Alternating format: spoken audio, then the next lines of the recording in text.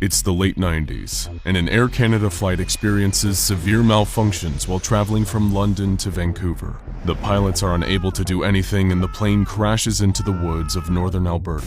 The crash was devastating. Only 10 of the nearly 300 people on board are alive. And even though they survived the initial disaster, their battle for life has only just begun. It's late autumn in northern Canada, and there's no telling when help will arrive, if at all.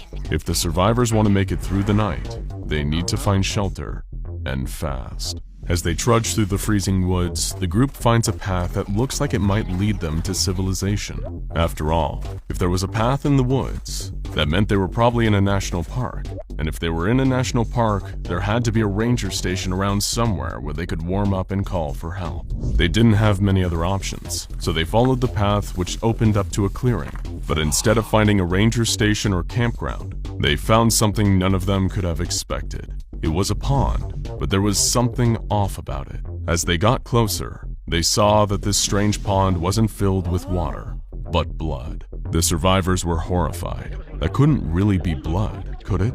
It must have been a weird algae or chemical reaction. But one member of the group, a man named Thomas Dean, who had been on his way back to his hometown of Prince George, British Columbia, thought there was something strangely familiar about this. He remembered being a boy and going to visit family in Alberta, and hearing an urban legend from the older local kids. According to the stories, somewhere out in the wilderness, in the northern part of the province, there was a pond full of human blood.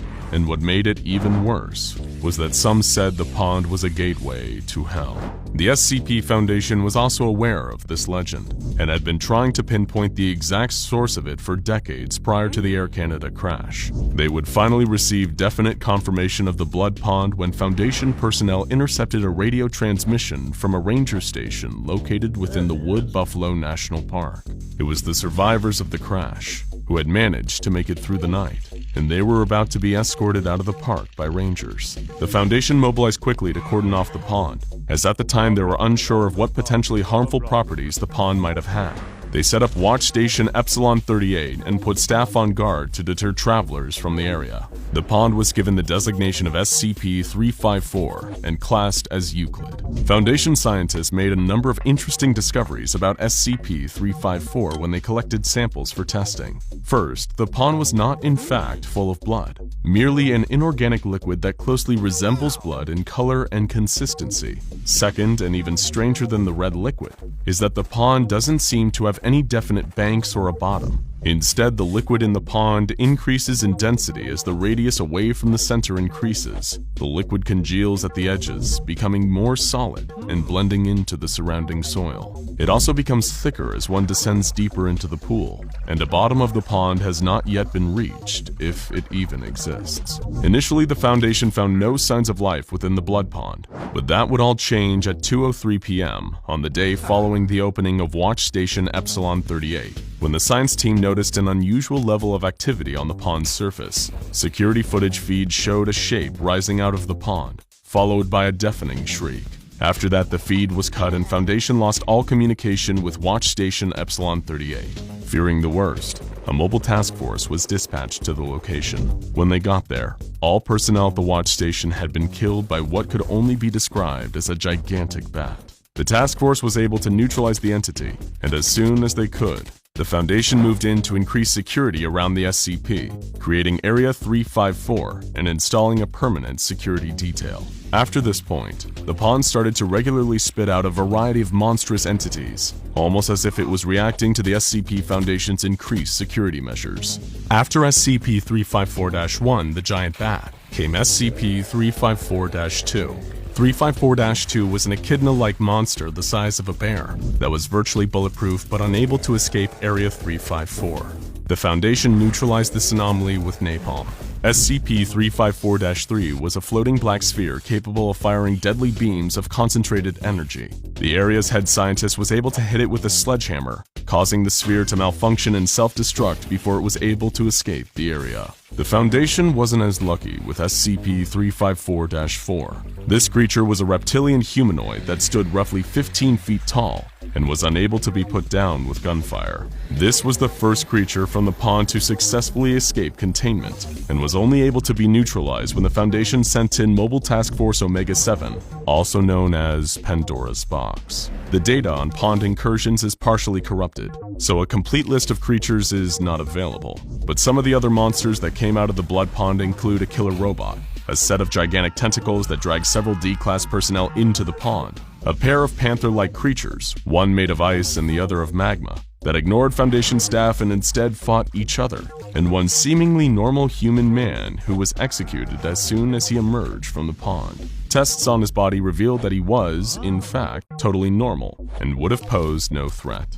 These anomalies came out of the pond at fairly regular intervals for several months, before the pond went silent for an unprecedented 22 months. The head scientist at the time noted, "I suspect this means one of two things. Either the red pool has died or powered down, or whatever the correct term for it is, or is charging up for something big to come through. O5 believes the former is the most likely explanation, and has recalled 30% of our total personnel and cut 25% of our funding. While I can only hope that they are correct, if the latter situation is true, we're soon to face some terrible monstrosity and we won't have anywhere near the force necessary to deal with it.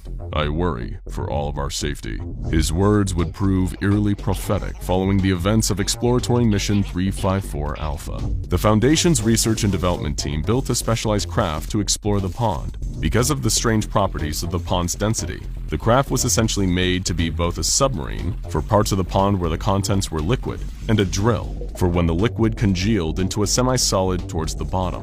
The exploration team consisted of Agent Swanson, Agent Turquoise, Agent 86, Dr. J. MacArthur, Chris Simmons, Leroy Tucker, and a pilot named Martin. With the team assembled, the ship was sent down into the pond. Nothing eventful happened for the first 2 days of the mission, but at 4:30 a.m. on the third day, gravity suddenly reversed for the crew of the ship. This seemed to indicate that they were approaching the halfway point, though what would be on the other side, nobody could say. On the fourth day, the ship surfaced, proving definitely that the pond was in fact some sort of portal. The crew looked out of the portholes to see the darkness of night above them. While sensors outside the ship detected nothing harmful in the atmosphere around them, the crew were wary of exiting the craft. The other side of the pond was nothing like the world the crew knew. For one thing, the night lasted for 28 hours before dawn came, and when the sun finally rose, it was much larger and redder than the Earth's sun. Under the light of the strange red star, the crew could see that the pond on this side was massive compared to what they've come into, more like a large lake. Surrounding the lake was sand and rocks that were covered in a kind of moss that disappeared under sunlight and regrew during the night. The team left the ship and started to explore. During their time in this strange world, they found that the day lasted just a few hours shorter than the night, meaning that whatever planet they were on had a roughly 43-hour-long rotation as opposed to our own planet's 24. The team found a number of anomalous elements on their expedition, including razor-sharp grass that can puncture skin and streams of liquid carbon dioxide. They heard some loud roars in the distance once or twice, but other than that, the planet was eerily silent, with seemingly no animal life and not even wind. When it rained, the soil remained dry, and based on that, the scientists theorized the plants in this world were more efficient at absorbing moisture. On the 25th day, the team ran into a huge metal wall that appeared to be artificially constructed. Luckily, Leroy Tucker, a quick-thinking researcher, was able to rig a blowtorch from camping supplies and melt a hole through the metal. On the other side, there was finally wind and odd black grass. That's the extent of what is known about the other side of the wall, because the expedition logs are heavily corrupted after that point. But we know that whatever was in there wasn't good, because the team never returned. Strangely, there's no record of any names mentioned in the ship's log, almost as if being killed on the other side completely erased them from history. No other expeditions into the pond were launched after that. On an undisclosed date, a year following the discovery of the Blood Pond and construction of Area 354, the site was completely evacuated, and power was cut to the area. Mobile Task Force Data 12 was dispatched to investigate the cause of the evacuation, but before contact could be established, the area's on-site nuclear warhead was detonated, completely destroying the site. MTF Data 12 was then attacked by a convoy made up of D-Class and other low-ranking staff who had evacuated Area 354. It was apparent that there had been some kind of mutiny within the site, and that a dissolution of the chain of command had led to its evacuation and destruction. The convoy totally annihilated MTF Theta-12, and no further contact with the former personnel of Area 354 has been made since. Following the site's detonation, a new site was constructed called simply the Red Pool Containment Site. Unlike the previous facility, which focused on research and neutralization, the new site is entirely concerned with containment. The shift in directive came as a response to the pond's apparent reactive nature. Each creature that emerged from the pond seemed to be in retaliation to the Foundation's actions, and it was theorized by some that the mutiny at Area 354 was triggered by some kind of psychic attack from the pond itself. An interview in the SCP file on 354 reveals that there was one more disastrous attempt to control and understand the Blood Pond. According to an interview with a Foundation agent, the head doctor proposed a scheme to drain the Blood Pond using a system of pumps and hoses. All non-essential personnel were evacuated in case of emergency, leaving only the pump technicians, D-Class personnel, and a few agents for security. However, as soon as the pump was scheduled to be turned on, everyone at the site experienced a mass dissociative episode. The agent described the feeling they all experienced as like being in a dream and suddenly realizing that you're asleep. He said, "Everything stopped being real. It was like we had to escape right now." When asked what happened when the pump was turned on, he simply explained that it wouldn't let them. This interview confirmed the theory that the pond is not only capable of releasing monsters out into our world, but also that it's capable of powerful but much more subtle psychological attacks. This suggests a chilling possibility, that the pond isn't just blindly reacting to being attacked, but it's fully sentient, and the actions of the SCP Foundation have only served to annoy it. And worst, studies of the pond's banks have proved evidence that the area of congealed liquid around the perimeter of the pond has been steadily expanding. That's right, the pond is getting bigger. The last thing the Foundation agent stationed at the site said before being dragged out of the interview and sedated was, "It gets bigger and stronger every day, and now we've made it angry."